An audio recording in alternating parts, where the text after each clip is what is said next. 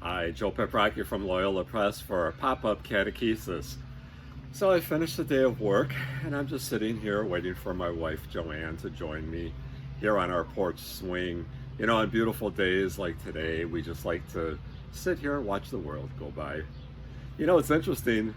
Back when we were dating, Joanne and I could talk on the phone or in person for hours.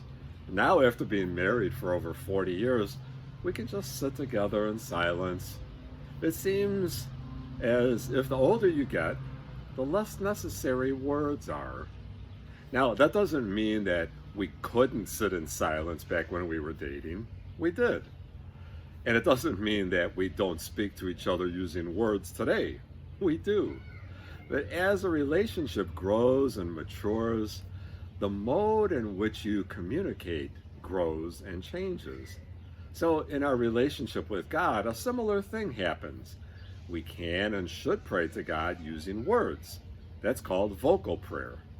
Other times, we might just sit quietly and concentrate on either some words from Scripture or a sacred image. That's called meditation. And still other times, we might just sit quietly, resting and relishing in God's presence. We call that contemplation. It's good to include all three forms of prayer in your prayer life, depending on your mood, your circumstances, or even your age.